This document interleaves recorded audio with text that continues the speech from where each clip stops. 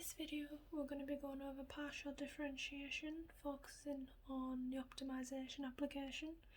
So we're going to be using this because it involves a multivariable function which we can apply partial differentiation to.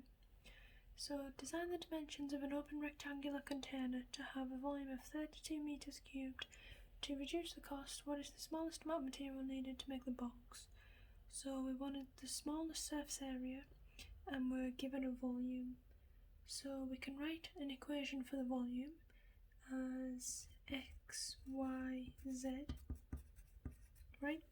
The x times the y times z, that's the volume. Surface area, we can denote by SA. So we have 2 times z times x, because we've got this face and this face, plus now we also have an x times a y, because that's the base. It's an open rectangular container, so there's only one, so plus xy, and then we also have 2 of z times y, so this pane, so 2 times z times y, and that's our surface area. Now what we're going to do is we're going to rearrange the volume equation and substitute in one of the unknown variables, because right now there's 3, but we can substitute in 1, so there's 2, and then we can use partial differentiation. So what we're going to do is we are going to rearrange the volume in terms of z. So z equals 32 over xy, and then I'm going to substitute that into the surface area. So you have surface area equals 2x multiplied by 32 over xy plus xy plus 2y multiplied by 32 over xy. So we can cancel some things here, so like the x, double y, we can multiply the 2 by the 32, and of course we still have those on the bottom. So we have surface area equals 64 over y plus xy plus 64 over x. So we can also write this in another form because we are going to differentiate it in a minute. So we can write them in indice form. So we have 64 y to the minus 1. It means the exact same thing, it's just a different way of writing it. Plus xy plus 64 x to the minus 1. So now that we've got it in this form, we can differentiate the surface area through partial differentiation with respect to x and with respect to y. So we write it like this. So the curly d with respect to x, and we're going to do it with respect to y as well.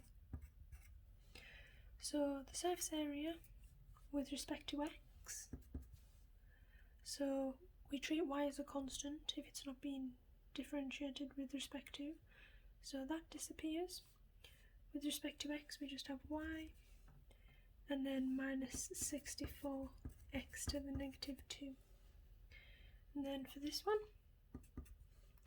we differentiate, partial differentiate with respect to y, so we have minus 64y to the negative 2, and then we differentiate xy, so that will leave us with plus x, and of course this one would disappear because it doesn't have any y's in, so it will be treated as a constant.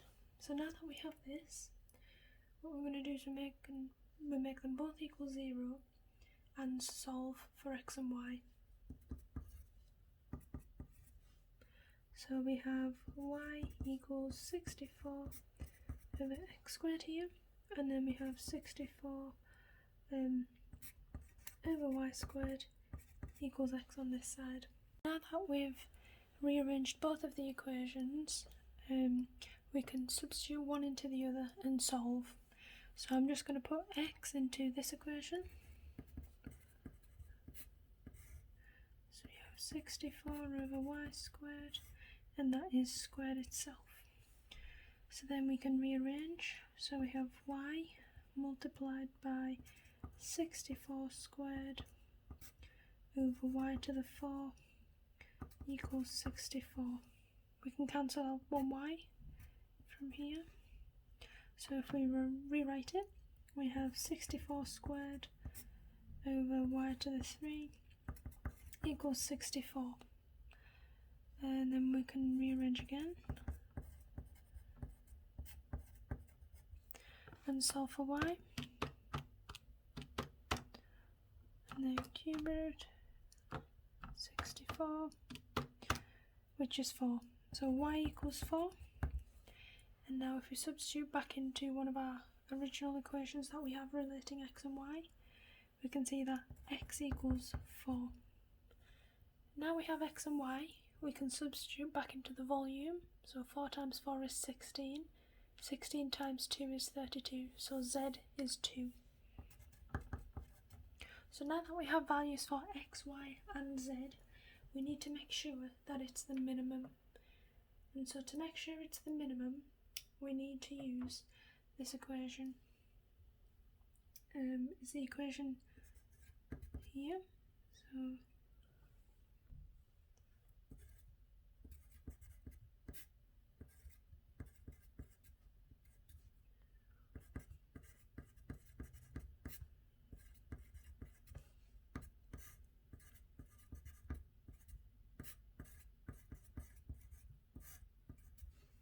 So we need to determine a d number, and so for it to be minimum, or the smallest, which is what we need, d has to be bigger than 0, and the derivative, the second order derivative of x, has to also be above 0.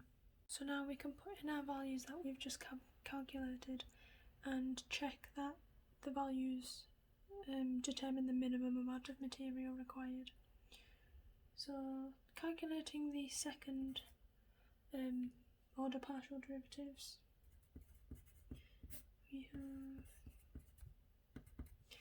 and so we need this one, and we need to differentiate it again with respect to x, which gives us 128 x to the negative 3. If we substitute in 4 into this, we get 2. And 2, we can check here, is above 0. So that's one thing checked. We want the partial derivative for the y as well. So we differentiate this with respect to y, which gives us 128 y minus 3, and of course the y disappears. When we substitute 4 into here, like this one, we get 2 again. And then we can calculate the mixed partial derivative.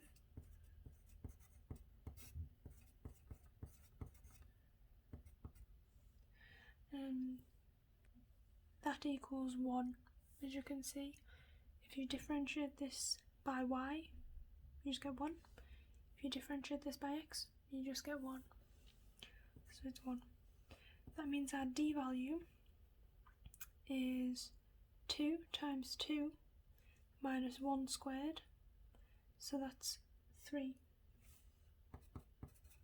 And 3 is bigger than 0. So our coordinates, or our values that we got, 4, 4, 2, is the minimum. Now if we actually wanted to calculate the surface area, we would just substitute back into our formula for the surface area. So we have z is 2, x is 4,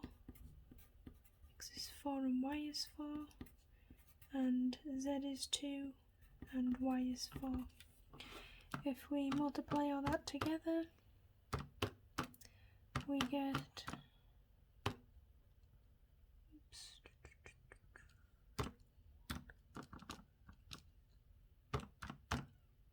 we get 48 meters squared. That's the minimum or smallest amount of surface area you'd need to make a box with that volume. And that's it.